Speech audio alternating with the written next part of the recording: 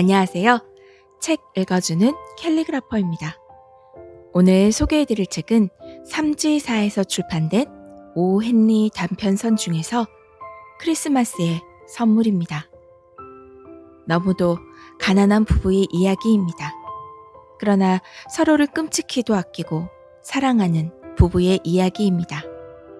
책은 자신에게 가장 소중한 물건을 상대방을 위해서 기쁜 마음으로 기꺼이 내어줄 수 있는 그런 사랑의 모습을 담고 있습니다.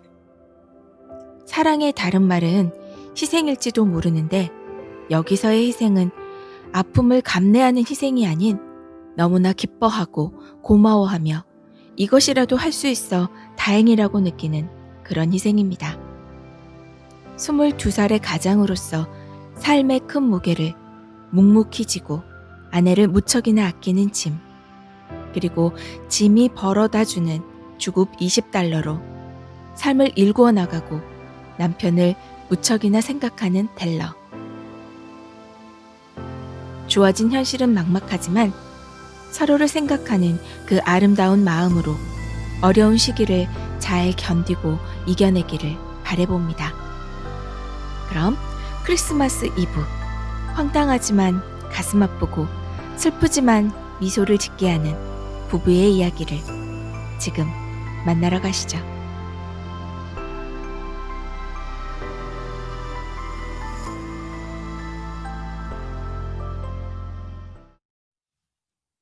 크리스마스 선물 오 헨리.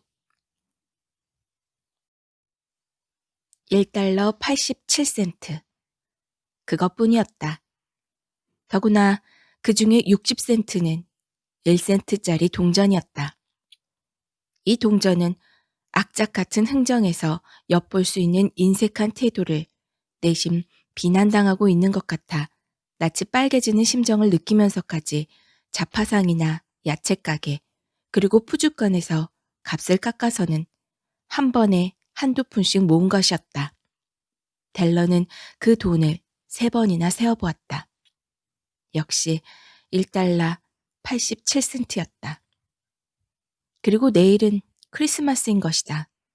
아무리 생각해보아도 낡고 초라한 침대에 주저앉아 엉엉 소리내어 우는 수밖에는 별다른 방법이 없었다. 결국 델러는 침대에 엎드려 엉엉 울고 말았다. 막상 울고 나니 인생이란 흐느낌과 훌쩍거림, 그리고 미소로 이루어져 있으며 그 가운데서도 훌쩍거리며 울어야 할 때가 가장 많다는 어느 교훈이 떠올랐다. 이 집의 여주인이 흐느낌에서 훌쩍거리는 단계로 차츰 진정되어 가는 동안에 잠시 집안을 살펴보도록 하자. 가구가 딸린 일주일에 $8짜리 셋집. 그것은 말할 수 없을 정도로 남루한 집은 아니었지만 혹 불황자들이라도 몰려오지 않을까 하고 걱정해야 할 만큼 초라한 집이었다. 아래층 현관에는 편지 한 통 온 적이 없는 우편함과 아무리 눌러도 소리가 나지 않는 초인종이 달려 있었다. 또한 건물의 기둥 옆에는 제임스 딜링햄 영이란 이름의 문패가 붙어 있었다. 이 집의 주인이 주급 $30를 받던 호경기에는 이 딜링햄이란 이름은 순풍에 돛단 듯 기세 좋게 번창했었다.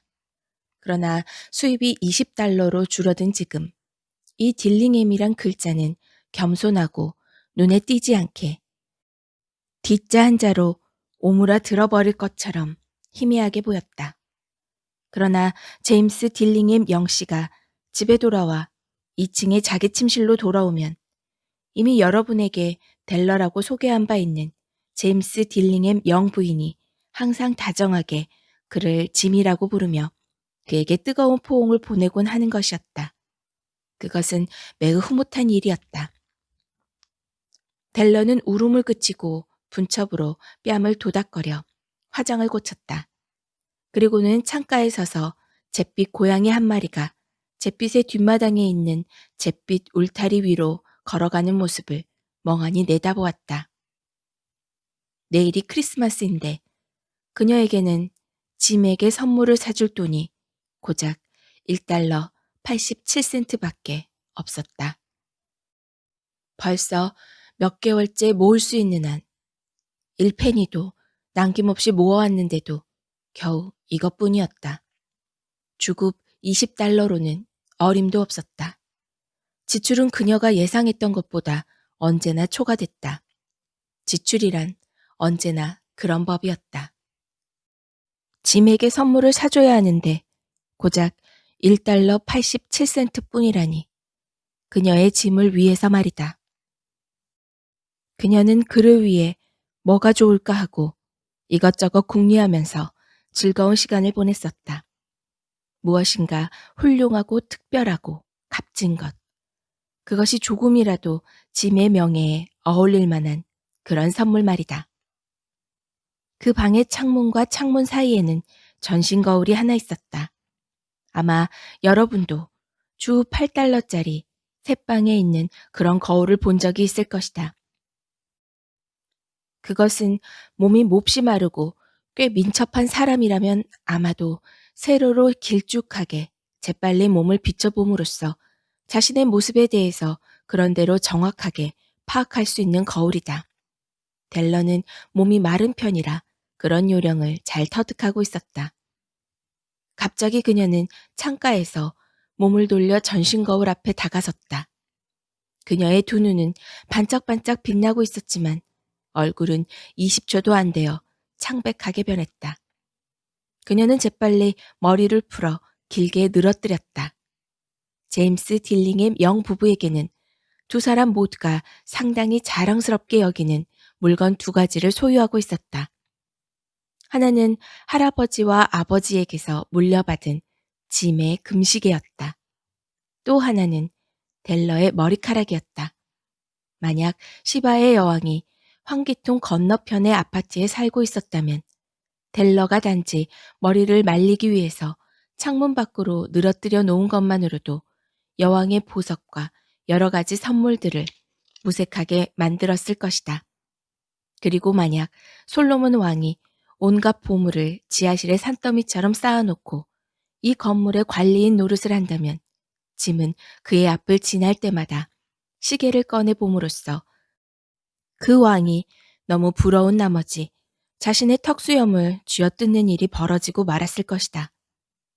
지금 델러의 아름다운 머리카락은 갈색의 폭포수처럼 물결치고 반짝이면서 그녀의 어깨 아래로 흘러내렸다. 그녀의 머리는 마치 옷을 입은 것처럼 무릎 아래까지 드리워져 있었다. 그녀는 신경질적으로 재빨리 머리를 따았다. 그리고는 잠시 머뭇거리다가 다해진 붉은 용단 위에 한두 방울의 눈물을 떨구며 우두커니 서 있었다. 델러는 낡은 갈색 재킷을 입고 낡은 갈색 모자를 썼다. 눈에는 아직도 눈물이 그렁그렁한 채 스커트 자락을 나부끼며 안절부절 못하면서 층계를 내려와 한 길로 나섰다. 그녀가 발길을 멈춘 곳에는 마담 소프로니 헤어용품 일체라고 쓰인 간판이 걸려 있었다. 델러는 단숨에 층계를 뛰어 올라서서 두근거리는 마음을 가라앉혔다. 마담은 몸집이 크고 창백할 정도로 살결이 흰데다 싸늘한 느낌마저 들어서인지 소프론이라는 이름과 별로 어울리지 않는 여자였다. 제 머리를 사시겠어요? 하고 델러가 물었다. 네, 사지요.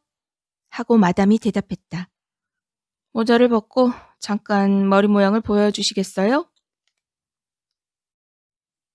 갈색 폭포수가 잔물결을 일으키며 아래로 술술 흘러내렸다. 20달러. 하고 마담은 익숙한 솜씨로 머리채를 들어올리며 말했다. 빨리 주세요. 하고 델러가 말했다. 아, 그로부터 2시간은 좀 진부한 표현을 빌리자면 장밋빛 날개를 달고 여행이라도 하는 것처럼 빨리 지나가 버렸다. 그녀는 짐에게 줄 선물을 사기 위해 이 가게에 저 가게를 찾아 헤맸다. 마침내 그녀는 짐에게 꼭 맞는 선물을 찾아냈다. 그것이야말로 짐을 위해 안성맞춤으로 만들어진 물건이었다. 그것을 찾기 위해 가게란 가게는 샅샅이 다 찾아보았지만 다른 어떤 가게에서도 그와 똑같은 물건은 찾을 수 없었다.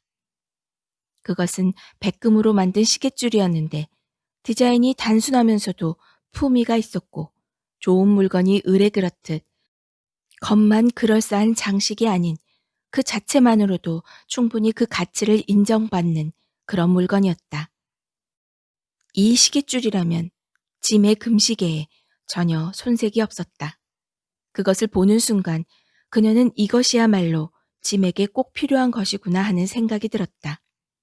분명 그도 마음에 들어 할 것이다. 수수하면서도 값진. 이 표현이야말로 짐과 그 선물에 모두 딱 들어맞는 말이었다. 그녀는 21달러를 내고 그것을 산 뒤 나머지 87센트를 가지고 서둘러 집으로 돌아왔다. 그의 시계에 이 시계줄을 달면 이제 짐은 스스럼 없이 어떤 사람 앞에서도 시계를 꺼내볼 수 있을 것이다. 시계는 훌륭했지만 시계줄 대신에 낡은 가죽끈을 달고 있었기 때문에 그는 이따금 남몰래 시계를 꺼내보곤 했었다. 집에 돌아오자 델라는 흥분해서 깨어나 조금씩 신중함과 이성을 되찾았다. 그녀는 머리 지지는 인도를 꺼내고 가스 스토브에 불을 붙인 뒤 남편에 대한 사랑과 아낌없는 마음 때문에 엉망이 되어버린 자신의 머리를 손질하기 시작했다. 그런데 이런 일은 언제나 힘이 들기 마련으로 그야말로 엄청난 작업이었다. 40분도 채 안 되어서 그녀의 머리는 조그마하고 꼭 달라붙은 곱슬머리로 마치 개구쟁이 학생의 모습처럼 되어버렸다. 그녀는 거울에 비친 자기 모습을 오랫동안 신중하고 주의 깊게 살펴보았다. 만약 짐이 이런 나를 보고 참지 못한다면 하고 그녀는 혼자 중얼거렸다. 다시 나를 보기도 전에 그는 내가 코니 아일랜드의 합창 단원처럼 보인다고 하겠지? 하지만 난들 어쩌겠어. 1달러 87센트로 내가 뭘 어떻게 할 수 있겠어? 7시가 되자 커피를 끓이고 스토브 위에 프라이팬을 달구어 언제라도 촉수를 만들 수 있도록 만반의 준비를 다했다. 짐은 늦게 귀가한 적이 한 번도 없었다. 델러는 시계줄을 접어서 손에 쥐고는 항상 그가 들어오는 출입문 근처에 탁자 한 구석에 걸터 앉았다. 곧이어 아래층의 첫 번째 계단을 밟는 그의 발소리가 들려오자 그녀의 얼굴은 백지장처럼 창백해졌다. 그녀는 평소 아주 사소한 일에도 잠깐 동안 소리를 내지 않고 기도를 하는 습관이 있었는데 지금은 이렇게 중얼거리듯이 기도를 올렸다. 제발 하나님, 부디 그이가 여전히 제가 예쁘다고 생각하게 해주소서. 문을 열고 짐이 들어왔다. 그는 수척해 보였고 몹시 심각한 표정이었다. 가엾게도 그는 이제 겨우 22살밖에 되지 않았는데 그 나이에 한 가정에 무거운 짐을 짊어지고 있다니. 그는 외투를 새로 장만해야 했고 장갑도 끼지 않고 있었다. 짐은 메추라기 냄새를 맡은 사냥개처럼 꼼짝도 하지 않고 문간에 서 있었다. 그는 델러를 뚫어져라 쳐다보고 있었는데 그 눈에는 그녀가 헤아릴 수 없는 의미를 담고 있어 그녀를 두렵게 만들었다. 그것은 노여움도, 놀람도, 비난도, 두려움도 아닌 그렇다고 그녀가 예상하고 있던 그 어떠한 감정도 아니었다. 그는 단지 얼굴에 알 수 없는 표정을 띤 채 그녀를 뚫어지게 바라볼 뿐이었다. 델러는 우물쭈물 탁자에서 일어나 그에게 다가갔다. 여보, 짐, 하고 그녀가 큰 소리로 말했다. 그런 눈으로 저를 보지 마세요. 당신에게 선물을 하지 않고서는 도저히 크리스마스를 보낼 수 없어서 제 머리를 잘라 팔았어요. 머리는 또 잘할 거예요. 여보, 괜찮죠? 어쩔 수 없었어요. 제 머리카락은 굉장히 빨리 자라거든요. 메리 크리스마스라고 말해줘요. 짐, 그리고 우리 즐겁게 지내요. 당신을 위해 내가 얼마나 좋은, 얼마나 예쁘고 멋진 선물을 샀는지 당신은 아마 모를 거예요. 당신 머리 잘랐어? 하고 짐은 아무리 고심을 해보아도 그 명백한 사실이 납득이 가지 않는다는 듯이 겨우 그렇게 물었다. 잘라서 팔았어요. 라고 델러가 말했다.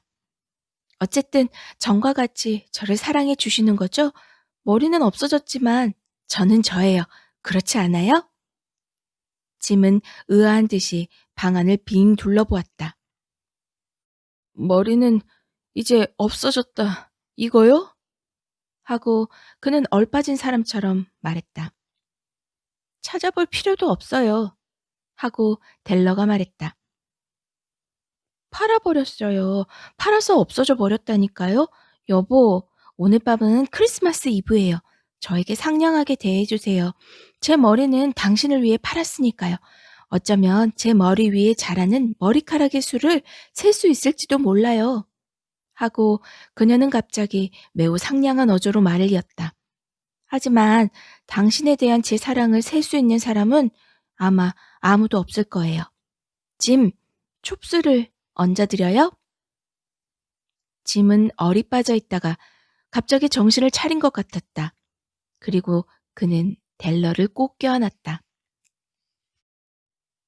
여기서 10초 동안만 그들에게서 눈을 돌려 그다지 중요한 것 같지 않은 문제를 살펴보기로 하자. 주급이 8달러이든 연봉이 100만 달러이든 과연 어떤 차이가 있겠는가? 수학자나 현자에게 물어본다 해도 그들은 틀린 대답을 할지도 모른다. 동방 박사들도 귀중한 선물을 가지고 왔지만 그 선물 중에도 해답은 없었다. 이 불분명한 해답은 잠시 뒤에 밝혀지게 될 것이다. 짐은 외투 주머니에서 선물 꾸러미를 꺼내더니 그것을 테이블 위에 올려놓았다. 내가 한 일을 오해하지 말아줘요, 델러. 라고 그가 말했다.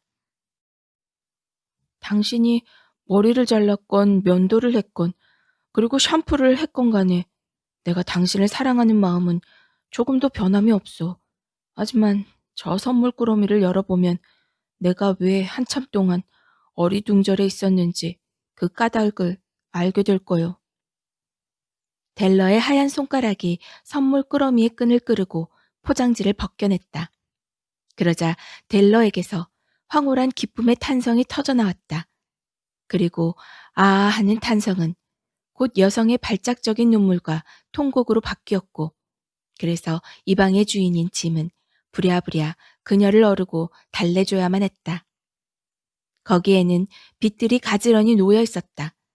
그것은 델러가 오랫동안 보로드웨이의 쇼윈도 진열장을 바라보며 갖고 싶어 했던 옆머리와 뒷머리 장신용 빛 한 벌이 있었다. 가장자리에 보석이 박혀 있고 진짜 거북이 등껍질로 만든 아름다운 빛이지만 그것은 지금은 없어져 버린 그녀의 아름다운 머리카락에는 마치 환영 같은 것이었다. 그녀는 그 빛이 너무 비싸다는 것을 알고 있었기 때문에 실제로 소유한다는 것은 꿈에도 생각하지 못했던 일이었다. 그러던 것이 지금은 그녀의 것이 되었지만 그토록 갖고 싶었던 빛으로 장식할 머리채는 사라지고 이제는 없는 것이다. 그러나 그녀는 그것을 가슴에 꼭 껴안고 눈물로 얼룩진 눈으로 미소를 지으며 말했다. 짐, 제 머리는 금방 자랄 거예요. 그리고 나서 델러는 털을 그을린 새끼 고양이처럼 자리에서 벌떡 일어서며 소리쳤다. 아 참, 이걸 어떻게? 짐은 아직까지 자기의 아름다운 선물을 보지 못했던 것이다. 그녀는 간절한 마음으로 손바닥 위에 선물을 올려놓고 그에게 내밀었다. 그 은분한 빛깔의 값비싼 금속은 그녀의 밝고 불타는 듯한 심정을 대변하듯 반짝 빛나고 있었다. 짐, 멋지지 않아요? 저는 이걸 찾아내느라 온 시내를 돌아다녔어요. 이제 하루에도 100번씩 시계를 꺼내보고 싶어질 거예요. 자, 시계를 이리 주세요. 얼마나 잘 어울리는지 보고 싶어요. 그러나 짐은 그녀의 말대로 하지 않고 침대 위에 풀썩 주저앉아 양손을 머리 뒤로 하고 빙긋이 웃었다. 델러, 하고 그가 말했다. 우리 크리스마스 선물은 당분간 치워둡시다. 그 선물들은 너무나 훌륭해서 지금 당장에 쓰기가 아깝군요. 나는 당신에게 빚을 사줄 돈을 마련하느라 시계를 팔아버렸소. 자, 이제 촉수를 더 얹어줘요.